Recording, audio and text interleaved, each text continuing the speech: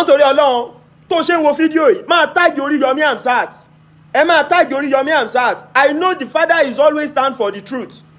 akí gbogbo ẹ̀yin olólùfẹ́ àpàdà sórí ìkànnì Yorùbá Space TV níbi tá a ti máa ń mọ àwọn ètò àti ìròyìn wá fún yín lórúkọ òjọ̀kan gbogbo tó ń ṣẹlẹ̀ káàkiri Nàìjíríà pàápàá nílẹ̀ Yorùbá ti wá. ẹ wo tó bá jẹ́ ìgbà àkọ́kọ́ tí yín rè lórí ìkànnì yìí ẹ bá wa subscribe ẹ sì má gbàgbé láti tẹ bọ́tìn kékeré tó dàbí àgbo yẹn tí yóò máa ta yín lóko nínú ìgbà tá a bá ti mú fídíò tuntun wá síta. ẹ wo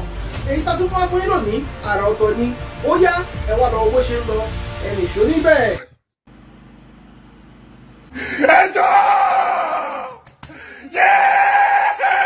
ẹ̀yin tí baba Alado á dára fún gbogbo wa. Mi ò bá ní pé kẹ́ táàgì ẹnjìnìà Olúwaṣèyí Mákindé bọ̀ ó possible kí bàbá busy. Oríyọmí Hamzat ẹni tó busy gidi gan làwọn náà bó wá fọlọ́run bẹ̀yìn sọ̀rọ̀ mi yé nǹkan tí kálukú wó jẹ káàkiri là ń wá o. Adẹ̀mọ́ bọ́rọ̀ Nàìjíríà ṣe rí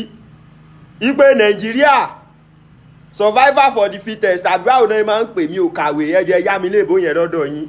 kò wà ní bàjẹ́ fún yín. Ó dà pé on the 11 ọ̀la gbogbo ẹ̀yin abiyamọ ayé tẹ̀ ń wo fídíò yìí nǹkan ò ní sẹ̀mí yín o. Ọmọ tó jókòó nú àwọn ọmọ yín àti àwọn yòókù nú àwọn ọmọ yín nǹkan ò ní sẹ̀mí wọn o. Ọmọ tẹ́ ẹ gbójúlé tẹ́ ẹ fọkàn tẹ̀ nínú ẹbí tó jókòó òdìlé yín sẹ́ Ọlọ́run ò ní pa kò ní pògò òdìlé yín. Kò sẹ́dà tí ó wà láyé yìí tí ó kì í ṣàṣìṣe tó bá jẹ́ pé ti péyàn ṣe fídíò nítorí péyàn fẹ́ trend ni kò yẹ kí n ṣe fídíò yìí lálẹ́. Mo post fídíò kan lálẹ́ tó jẹ́ pé fídíò yìí tí mo ṣe lọ́wọ́ yìí ó máa bring the viewers down but I don't care. Ẹlẹ́ran ara ní gbogbo wa náà ìkan nínú wa ni Trinity guy.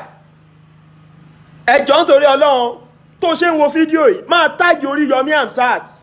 ẹ máa táàgì Oríyọmí Hamzat. I know the father is always stand for the truth. Bọ̀ ilé yìí ò ṣe pé bóyá Trinity guy ó pààyàn o kò lè dò fàdíyà àwọn òde bájọbajà à ń bẹ̀ wọ́n ni.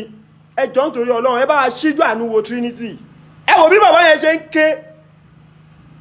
ẹ wò bí Trinity guy ẹ wò bó ṣe ń ké ẹ wò bó ṣe ń ké arò ní níyín ìyà ìmọ̀dí tẹ́ẹ̀mọ́wọ́ tẹ́ẹ̀mọ́sẹ̀ ìyà ò ní jẹyìn o. Mo wá wo industry lọ ayé lọ́tọ̀ bíbọ̀ ayé wọn ti bàjẹ́ lórí ìlara lórí wípé guy yìí ó jù mí lọ. Am I the only comedians? Àwọn comedian tó kù you cannot come out and use your platform to plead for him. Use your platform to plead on his behalf. What are we now saying? Àwọn onígbàwó ń gbọ̀wọ́ náà táwọn bá gbá onígbọ̀wọ́ àwọ̀ àtẹ àwọ̀ ìyá ẹ jọ̀ọ́ ẹ bá mi táàgì Oríyọmí Hamzat. Mo mọ̀ pé bàbá ṣe lè busy bọ̀ lábẹ́ kí bàbá ṣe lè busy náà tó kánjọ́ nítorí Ọlọ́run nínú àánú wọn nínú ọlá wọn àwọn bọ́tì tí wọ́n bá mọ̀ pé wọ́n lè tẹ̀ lórí ọ̀rọ̀ Trinity kán bá wa tẹ̀. Ẹjọ́ ń bẹ níwájú adájọ́ láti dá tó ju ọ̀rọ̀ Trinity lọ bọ̀ torí pé téèyàn bá ti jẹ́ celebrity ó ti wáyé ó ti dáràn. Mo gbọ́ lẹ́nu àwọn èèyàn ni mi ò sun ẹ̀wọ̀n rí Ọlọ́run sì ní jẹ́ kẹ́wọ̀n tọ́ sí mi tí ń fi jáde láyé dóò. Wọ́n ní orí máa ń fẹ́ lòmí ìpamọ́ káyé mọ́ bá pa orí máa ń fẹ́ lòmí ìpamọ́ káyé mọ́ bá fi pamọ́. Ọlọ́run ó yé wọ ju èmi lọ kò yé mi ò bọ̀ tó bá jẹ́ṣẹ̀ náà ni Ọlọ́run dáríjì mi. Kí ni àǹfààní eré tẹ̀ ń bára yín ṣe ní industry? Trinity ọjọ́ tá a pàdé rí wọ́n bí léèrè pé Trinity so mọ bàbá Alado rí bí mo ṣe lóko tó lóhun ò mọ̀ mí rí. Ìyẹn kọ́ ni mo fẹ́ fàyọ. Ní tí mo fẹ́ fàyọ ń bẹ̀ ni wípé èmi àti Trinity a pàdé pé àjọ ń jókòó sọ̀rọ̀ a pàdé. Even kàmọ́ nepa èmi àti bọ̀dà ká máa ṣìlẹ̀ ju Trinity a pàdé. Trinity ò ń ṣọ̀rẹ́ mi àjọ mọ́ra bọ̀ sófà pé iṣẹ́ kan náà lájọ ń ṣe dó orogún òwò kò gbọ́dọ̀ mọ́ wà bọ̀ orogún òwò yẹn kò ń ṣe lọ́dọ̀ títí tèmi. Why are we people like this? Why tí nǹkan ṣẹlẹ̀ sí nǹkan nù wa tí gbogbo platform wa dákẹ́ bí gbà wípé nǹkan kò ṣẹlẹ̀ ọ̀rọ̀ sẹ́niwò ká mẹni tó fẹ́ràn ẹni. Ẹ jẹ́ kí gbogbo wa jọ fi platform ìhó kéèsì Boko Haram ń bẹ́ẹ̀ àwọn ipob tó ń pààyàn ní ilẹ̀ Ìgbò sit at home ó ń bẹ́ńbẹ́ kí wá lẹ́sẹ̀ gáà yẹn ọ̀rọ̀ kọ́ńtírì yìí mọ̀ ni kò mọ̀ ìṣẹ́jọ́ gáà yẹn náà ṣé kọ́ńtẹ́ǹtì tá a máa ṣe tó jẹ́ pé wọ́n ní wò ṣé kọ́ńtẹ́ǹtì tá a máa ṣe tó máa kọ́yàn lọ́gbọ́n tó jẹ́ pé wọ́n ní ṣí ẹ̀ rẹ̀ bọ̀bọ́ yẹn dẹ̀ rí pé prank lòun fi ń sọ̀fáì tó fi ń sànú àwọn fámílì ẹ̀ ẹ̀dẹ̀ gbélẹ̀ ta ni ó bẹ náà wípé ògo òdìrí òun kó kàn lọ just like that ẹ tí Trinity náà wá sẹ̀ tó lọ mú páàsì Trinity lẹ̀ kó wá wo pé àwọn tí Trinity náà tó ti sànú fún ní tó kàn ṣẹlẹ̀ ní pé ní Nàìjíríà yìí tó bá ti ṣe mistake ẹyọ kan wọ́n máa wọ́nà bí wọ́n ṣe bá tiẹ̀ jẹ́ ni wọ́n fẹ́ mọjọ́ tó ti ṣoore fún yàn wọ́n fẹ́ mọjọ́ tí wọ́n náà tó ti ń pààyàn lẹ́rìn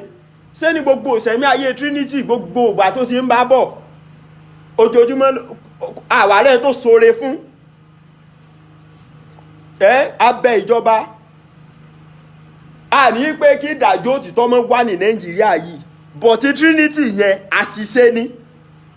kò dẹ̀ sẹ́ni tí ò lè ṣàṣìṣe àṣìṣe ògbóògùn mo jẹ́ pásọ̀ mo jẹ́ wòlíì kọ́ kí wá ló ń ṣe àwọn comedians tó kù gbogbo yín wá dákẹ́ as if nothing happen mo mọ̀ pé tó bá jójú bẹ́ẹ̀ yẹn lọ tó bá jẹ́ pé ń ṣe ni Trinity ó rèpù èèyàn tó bá jẹ́ ń ṣe ni Trinity ló bá ọmọ ékeré sùn tó bá jẹ́ ń ṣe ni Trinity fàdíyà ẹ̀yin bloggers olórí burúkú kan ẹ ti máa wá sórí program ẹ ti máa ṣe fídíò lórí ẹ̀ kò dáná. Why are we people like this full of wickedness? So ẹjọ́ nítorí Ọlọ́run bá mi táàgì Oríyọmí Hamzat mo lè má béèrè nǹkan lọ́wọ́ ẹ̀yin fans mi rí bọ̀ mo béèrè eléyìí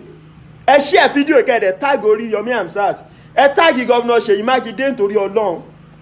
a ní pé Trinity ṣe tó dáa bọ̀ ẹ bá wa ṣíjú àánú wo Trinity kò ní bàjẹ́ fún yín o ògo òdílé yín ò ní wọ mí o kò sẹ́ni tó máa nírú Trinity tó máa gbàdúrà yí pé kí nǹkan ṣe o ẹ wò bí bàbá yẹn ṣe ń ké náà lórí pé ó ṣe mistake àṣìṣe ògbóògùn kò sẹ́dá sí ò lè ṣàṣìṣe torí ẹ̀ la ṣe ń bẹ bàbá wa Oríyọmí Hamzat a mọ̀ wípé ìdí òtítọ́ la wà ṣùgbọ́n a fẹ́ jẹ́ kẹ́ mọ̀ wípé tó ṣẹlẹ̀ sí Trinity yẹn kò sẹ́ni tí ò lè ṣe àṣìṣe ní torí Ọlọ́run náà ààrẹ tí Trinity ń dá lókòwò aláwọn ìyá tí Trinity ti ṣoore fún kí ló dé tó jẹ́ wípé téèyàn bá ṣe aburú ọjọ́ kan ní Nàìjíríà yìí gbogbo ẹ̀dá tó wà láyé la dá àṣìṣe mọ́ kí ló dé tó wá jẹ́ wípé tó bá ṣe oore 100 àṣìṣe ẹyọ kan tó bá ti ṣe o ẹ̀yin ọmọ Nàìjíríà ẹ wá fi ba ti ẹ̀jẹ̀ ẹ fi ba ojú ẹ̀jẹ̀ àwọn comedians wọ́n lè sọ̀rọ̀ lórí ọ̀rọ̀ bọ̀bọ̀ yẹn àwọn actor and actresses Yomi Fabiyi Níyì Johnson àwọn méjèèjì yẹn ni mo wá rí tí wọ́n ń kọ ọ̀rọ̀ tí wọ́n fi ń plead fún Trinity àwa comedian tó kù wá dákẹ́ adẹ̀rò ìpé bóyá wà mọ́ àrò ìpé bóyá wà mọ́ ìpé àwa irú ò lè ṣẹlẹ̀ sáwà kò sẹ́ni tí ò lè ṣẹlẹ̀ sí bọ̀ mo bẹ̀yìn bàbá Oríyọmí Hamzat àtẹ̀yìn tẹ́ bá lágbára tọ́rọ̀ kàn ẹ jẹ́ bá fi Trinity lẹ̀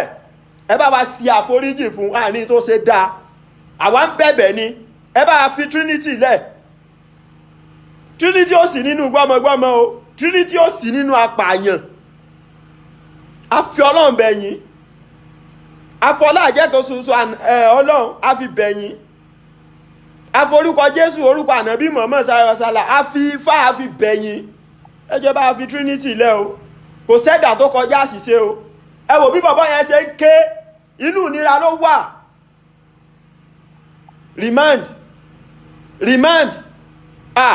gbogbo ẹ̀yin tẹ́ bá share fídíò yìí gbogbo ẹ̀yin tẹ́ bá ṣàdúrà fún Trinity pé lọ́la yóò bójú rere Ọlọ́run pàdé ẹ ní fọwọ́ yín báyìí ní fi gbọ́mọ sí ẹ ní mọ sàárì ọmọ ẹ táàgì Oríyọmí tá a bá mẹ́sẹ̀jì bàbá bísí bàbá lè mọ̀ dáhùn torí ẹ̀ ló jẹ́ ń gbé wá sórí live video pé tẹ́ bá táàgì ẹ̀ ó ṣeé ṣe kó jẹ́ pé amúgbálẹ́gbẹ̀ẹ́ wọn kò rí fídíò ìwọ́n dẹ̀ bá wọn sọ̀rọ̀ Trinity guy ogórí òní wókùn sẹ́ kò yẹ kó mọ̀ rí bẹ́ẹ̀ àwọn comedians tó kù ẹ wá yákẹ́ ẹ wá dákẹ́ ẹ̀dẹ̀jọ́ jẹ́ ẹjọ́ mú ẹjọ́ ṣe ọ̀rẹ́ ẹjọ́ ní gbogbo yín láti ìgbà tọ́rọ̀ yẹn ti ṣẹlẹ̀ ká mọ̀ wà rẹ̀ tí ó wà sọ online láti wá ṣe live video àbí ṣe program pẹ̀lú ẹ̀ ẹ yá wèrè gan o kò jù bẹ́ẹ̀ yẹn lọ lórí Trinity guy mo gbà ládùúrà Ọlọ́run bá wa dẹ́ ẹ sílẹ̀ ògo orí ò ní wọ́ọ̀kùn o ògo tèmi tí mo sọ̀rọ̀ iná ògo mi ò ní wọ́ọ̀kùn ó dáná ìlara ní àwọn onítíátà tó àwọn ọmọ oníkọ́mẹ̀díàn tó kù tán mọ̀ ẹ́ tí wọ́n sọ̀rọ̀ wọ́n ń ṣe lára ẹni ọ̀rọ̀ ṣe ni wò ká mọ ẹni tó fẹ́ràn ẹni ìwọ náà tó bá jáde wà mọ̀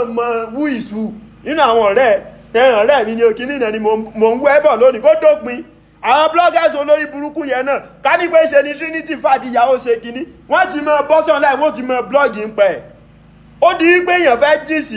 kíní ìjọba nísìn kẹ́ jáde kẹ́ẹ̀dẹ̀ fi platform yín sọ̀rọ̀ fún gbogbo yín dákí olórí burúkú kò ní dáfẹ́ tí ò ní dá fún kò ní dáfẹ́ tí ò bá lè sòtọ́ ọ̀rọ̀ ó mọ iye nǹkan tí ń ṣẹlẹ̀ lóòjọ́ lójúmọ́ ni bọ̀ torí bó ti jẹ́ celebrity ó ti dáràn kí wá ló dé ta ni ò lè ṣàṣìṣe